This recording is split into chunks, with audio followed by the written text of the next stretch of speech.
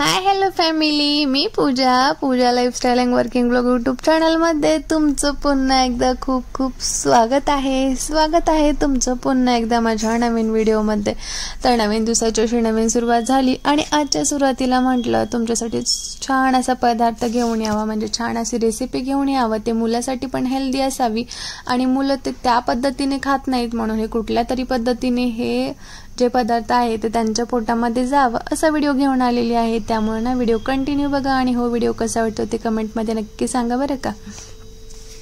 तर आता सांगायचं म्हणजे बीट हे लहान मुलांना जास्त आवडत नाही, लहान मुलांना काय हो मोठ्यांना पण आवडत नाही। आणि पर्सनली मला सांगायचं तर मलाही असं खायचं म्हणलं ना कच्चं खूप जीवावरती येतं, पण बीट हे ना खूप हेल्थसाठी चांगलं आहे, म्हणजे ते मोठ्यांच्या असू देत किंवा लहानांच्या असू देत। मग तर राजला तर मी द्यायला गेली ना तर तो कधीच खात नाही, मग मी कधी त्याचा असा हलवा वगैरे बनवते किंवा लाडू वगैरे बनवते किंवा कधी ना याची कोशिंबिरी वगैरे असं काहीतरी वेगळं बनवून मी जास्तीत जास्त हेल्दी पदार्थ राजला देण्याचा प्रयत्न करते। आपण मुलांना तर देतोच, पण त्यासोबत आपल्यासाठी पण खूप महत्त्वपूर्ण आहे हेल्दी पदार्थ, हे आपण सर्वांना तर माहितीच आहे ना।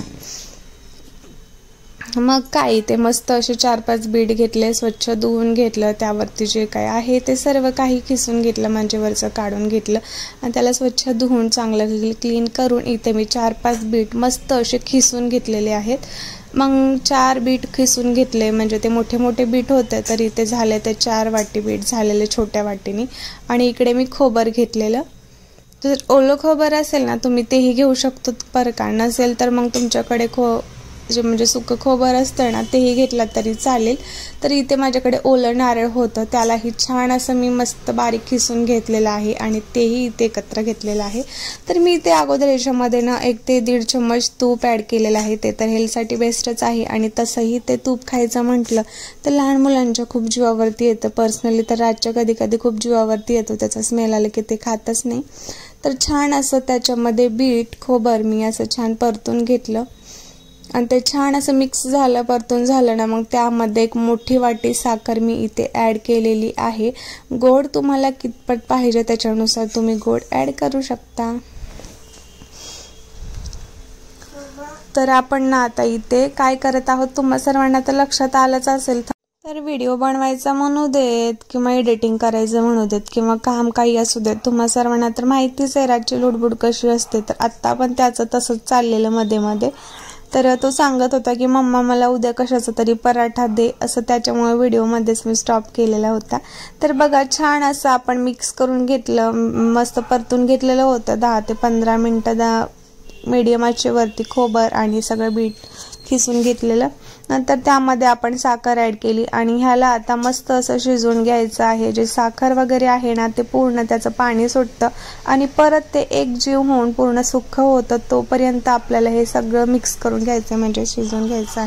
याची तुम्ही बीटची बर्फी करू शकता किंवा लाडू करू शकता, तुम्हाला जसं आवडेल तुम्ही तसं त्याला करू शकता। पण एकदा जर या पद्धतीने तुम्ही खाल्लात ना, वेगवेगळे तुम्ही हलवा विसरून जाईल किंवा वेगवेगळी बर्फी सुद्धा विसरून जाईल, एवढी टेस्टी आणि एवढी हेल्दी हे आहे आपल्यासाठी।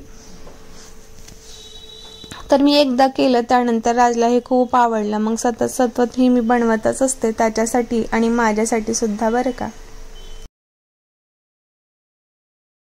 फॅमिली, गेलेला क्षण परत येत नाही म्हणून आहे, त्या क्षणामध्ये प्रत्येक क्षणाचा आनंद घ्यायला शिका, जसं की मी आणि राज नेहमी आनंदी असतो। तर बघा बाहेर मस्त असं पावसाचं वातावरण आहे, थंड थंड, आणि त्यात गरमागरम टेस्टी असे लाडू खाण्याची वेगळीच मज्जा असते। तसं तर खूप सारे रेसिपी तुमच्यासाठी आता मी घेऊनच येणार आहे, जसा पावसाळा सुरू होईल तसे छान छान असे गरमागरम पदार्थ आणि पटकन होणारे पदार्थ मी तुमच्यापर्यंत घेऊन येणार आहे। मम्मा फाइल बुक पाउशर आलेला लुकल मस्त मस्त। अच्छा ओके जी, आपकी फरमाइश सर आंखों पे।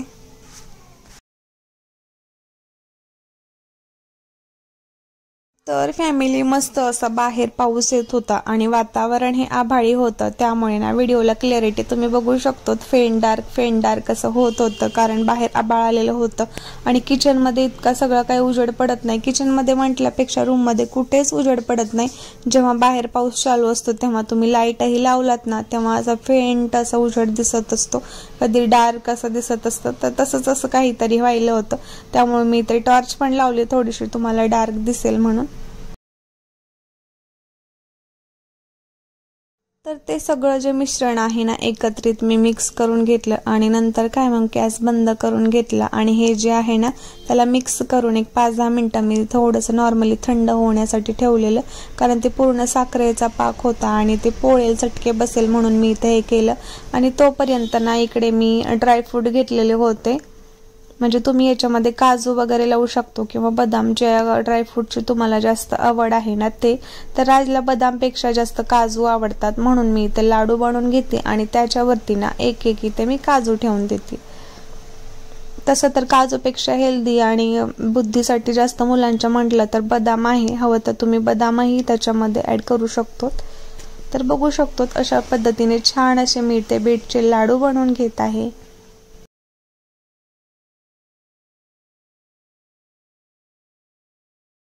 तर फॅमिली असा होता आजचा व्हिडिओ, असा होता आजचा रेसिपीचा व्हिडिओ लाडूचा. तर हा व्हिडिओ कसा वाटला ते कमेंटमध्ये नक्की सांगा आणि नंतर कुठली रेसिपी पाहायची ते सुद्धा सांगा.